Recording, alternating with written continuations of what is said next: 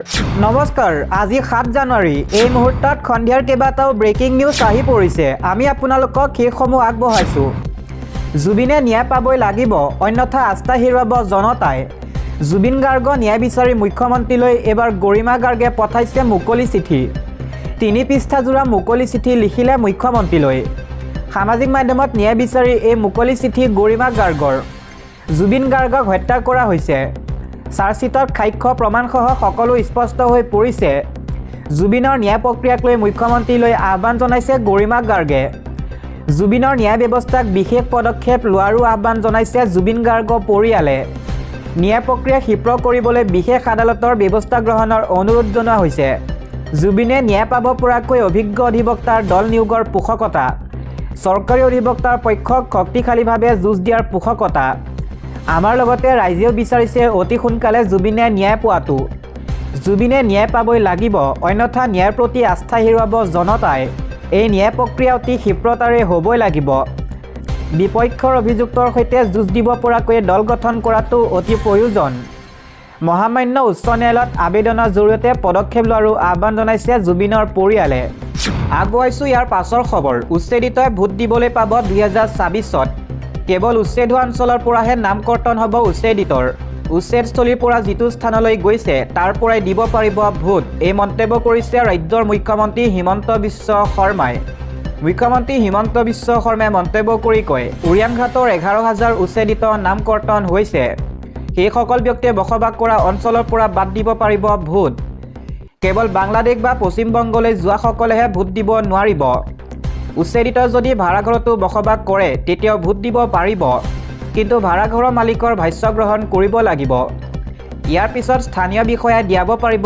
Voter অধিকাৰ এনেদৰে তেওঁ মন্তব্য কৰিছে মুখ্যমন্ত্ৰী হিমন্ত বিশ্ব শৰ্মাই দিবলৈছো আন এটা খবৰ বাংলাদেশৰ পৰিস্থিতি প্ৰভাৱ পৰিব পাৰে অসমত সাৱধান হৈ থাকক অসমৰ জনতা বাংলাদেশৰ পৰিস্থিতিক লৈ ডাঙৰ মন্তব্য কৰিছে হিমন্ত বিশ্ব শৰ্মাই অসমৰ ভূ ৰাজনৈতিক স্থিতি উন্নত হ'বই লাগিব অন্যথা অসমত দেহাদী স্লিপাৰ চেলৰ শংকা থাকিবই বাংলাদেশৰ সাম্প্ৰতিক পৰিস্থিতিও আমাৰ বাবে চিন্তাৰ কাৰণ দিনে দিনে চুবুৰীয়া ৰাজ্যখনত হিন্দুৰ ওপৰত বাঢ়িছে আক্ৰমণ ইয়াৰ পাছৰ খবৰ অখিল গগৈ কথাক গুৰুত্ব দি লাভ নাই অখিল গগৈ এণ্টাৰটেইনমেণ্ট কৰিবলৈ ফেচবুক লাইভ আহে এনেদৰে মন্তব্য কৰিছে মুখ্যমন্ত্ৰী হিমন্ত বিশ্ব শৰ্মাই অখিল গগৈ ফেচবুক লাইভ মই সদায় চাওঁ মনটো যদি বেয়া লাগি আছে অখিল গগৈ ফেচবুক লাইভ চাওক অখিল গগৈ সিৰিয়াছ কথালৈ লাইভ নাহে অখিল গগৈ কথাক কোনেও গুৰুত্ব নিদিয়ে অখিল গগৈ ফেচবুক লাইভ চাই মই ভাল পাওঁ মনটো এনজয় কৰিব পাৰে অখিল গগৈ ফেচবুক লাইভ চাই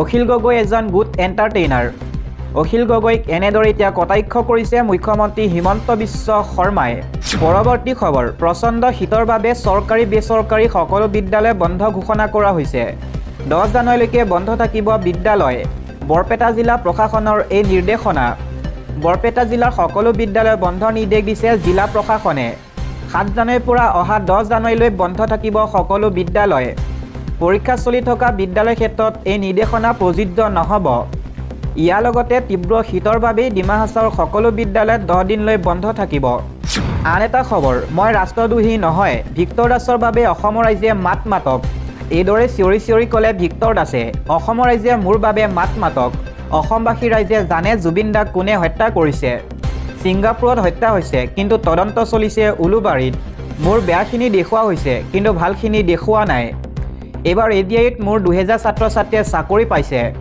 মই ভাগি পৰা নাই মই ভালে আছোঁ দদৰা আৰক্ষী চকীত হাজিৰ হৈ এই মন্তব্য কৰিছে ভিক্টৰ দাসে দিবলৈছো আন এটা খবৰ অতিপাত শীতৰ মাজতে বিলাচীপাৰাত বৃহৎ উচ্ছেদ চৰকাৰী মাটিৰ পিছত এবাৰ পট্টাভূমিত চলিব প্ৰশাসনৰ উচ্ছেদ অভিযান চৰুৱাবাখৰা সন্তোষপুৰ চিৰাকুটাত চলিব বুলডোজাৰ বৃহৎ তাপবিদ্যুৎ প্ৰকল্প নিৰ্মাণৰ বাবে পট্টাদাৰক কৰা হ'ব উচ্ছেদৰ বাবে 90 পট্টাদাৰক প্ৰশাসনে জাৰি কৰিছিল জাননী এপিডিচিলৈ হস্তান্তৰ কৰা হৈছে বৃহৎ এলেকাৰ মাটি উচ্ছেদৰ বাবে আৰক্ষী নিৰাপত্তাৰক্ষীৰ গিজগিজনি শাৰী শাৰীকৈ সাজু কৰা হৈছে জেচিবি বুলডোজাৰ দিবলৈছো এটা ৰাজনৈতিক প্ৰেক্ষাপটৰ খবৰ অসমীয়া আৰু খিলঞ্জীয়া মানুহ শক্তিশালী হ'লে কংগ্ৰেছে বেয়া পায় এই মন্তব্য কৰিছে মন্ত্ৰী পীযুষ হাজৰিকাই আগন্তুক বিধানসভা নিৰ্বাচনৰ প্ৰতি লক্ষ্য ৰাখি ভাৰতীয় জনতা পাৰ্টিয়ে সমগ্ৰ ৰাজ্যজুৰি নিৰ্বাচনী প্ৰচাৰ তীব্ৰতৰ কৰি তুলিছে তাৰেই অংশস্বৰূপে আজি জাগিৰোড বিধানসভা সমষ্টিত ভাৰতীয় জনতা পাৰ্টীৰ দেৱাল লিখন অৰ্থাৎ পেইণ্টিং অভিযানৰ আনুষ্ঠানিকভাৱে শুভাৰম্ভ কৰি সমষ্টিটোত দলৰ নিৰ্বাচনী প্ৰচাৰ কাৰ্যসূচী মুকলি কৰে মন্ত্ৰী পীযুষ হাজৰিকাই। দেৱাল লিখন অভিযান অনুষ্ঠানত সাংবাদিকৰ সৈতে হোৱা সাক্ষাৎকাৰত মন্ত্ৰী পীযুষ হাজৰিকাই বিৰোধী কংগ্ৰেছ দলক তীব্ৰ ভাষাৰে গৰিহণা দিয়ে। তেওঁ মন্তব্য কৰে যে অসমীয়া মানুহ আৰু খিলঞ্জীয়া মানুহ যেতিয়া শক্তিশালী হয় তেতিয়া কংগ্ৰেছে বেয়া পায়। কংগ্ৰেছে বাংলাদেশীহে গুৰুত্ব দিয়ে। বাংলাদেশৰ পৰা কংগ্ৰেছ দল চলে। কংগ্ৰেছে বেয়া পোৱা ভাল পোৱাক অসমীয়া ভাৰতীয়ই একো গুৰুত্ব নিদিয়ে। মন্ত্ৰী হাজৰিকাৰ অভিযোগ, কংগ্ৰেছ দলে সদায় অসমীয়া স্বাৰ্থ উপেক্ষা কৰি আহিছে। অসমত খিলঞ্জীয়া মানুহৰ অধিকাৰ সুৰক্ষিত কৰাই বিজেপিৰ মূল লক্ষ্য। বিজেপি চৰকাৰৰ দিনত অসমীয়াৰ অস্তিত্ব, ভাষা, সংস্কৃতি আৰু ভূমিকা সুৰক্ষা নিশ্চিত কৰা হৈছে বুলি তেওঁ মন্তব্য কৰে। লগতে মন্ত্ৰী পীযুষ হাজৰিকাই সাধাৰণ জনতাক আহ্বান জনাই কয় যে আগন্তুক নিৰ্বাচনত বিজেপিক পুনৰ শক্তিশালীভাৱে সমৰ্থন কৰি অসমত উন্নয়ন আৰু সুৰক্ষা ধাৰাবাহিকতা বজাই ৰাখিব লাগে। উল্লেখযোগ্য যে জাগিৰোড সমষ্টিত আগন্তুক দিনসমূহত বিজেপি আৰু কেইবাটাও জনসভা, পদযাত্ৰা আৰু প্ৰচাৰ অভিযান অনুষ্ঠিত কৰাৰ পৰিকল্পনা লৈছে।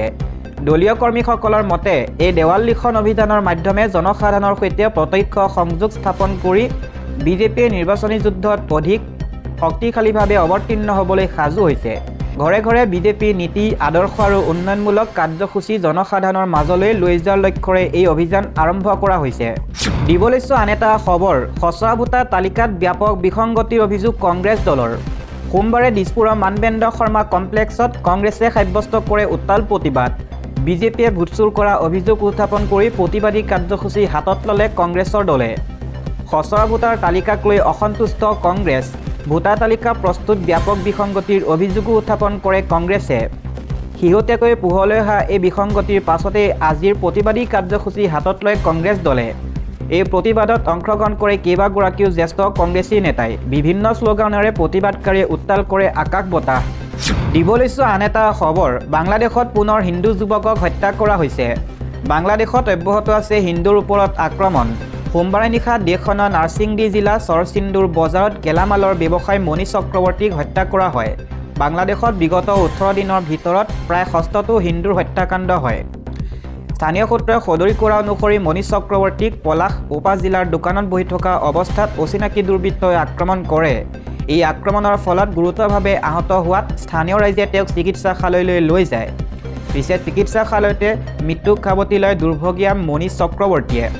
উল্লেখযোগ্য যে বাংলাদেশৰ শিৱপুৰ মহকুমাৰ বাসিন্দা আছিল মনীষ চক্ৰৱৰ্তী। চৰচিন্দুৰৰ বজাৰৰ ব্যৱসায়ীসকলে মনীষক অতি শান্ত ব্যক্তি বুলি অভিহিত কৰে স্থানীয় ৰাইজে। বজাৰত এনেদৰে তেওঁৰ হত্যাকাণ্ড সংঘটিত হোৱাৰ ঘটনাই সংখ্যালঘুৰ মাজত শংকাৰ সৃষ্টি কৰিছে। ইফালে বহু ব্যৱসায়ী মন্তব্য কৰে যে তেওঁলোকে এতিয়া বৰ ভয় খাইছে আৰু দৈনন্দিন কাম কাজ চলাই থকাৰ সময়তো নিজকে অসুৰক্ষিত অনুভৱ কৰিছে। দোষীক শীঘ্ৰে গ্ৰেপ্তাৰ কৰি কঠোৰ শাস্তি প্ৰদানৰ দাবী জনাইছে দেশখনৰ হিন্দুসকলে। উল্লেখযোগ্য যে ইয়াৰ পূৰ্বে সোমবাৰে সন্ধিয়া জখুৰ জিলাত ৰাজহুৱা স্থানত আন এজন হিন্দু লোকক গুলীয়াই হত্যা কৰা হৈছিল। প্ৰায় 5:45 এই ঘটনাটো সংঘটিত হৈছিল।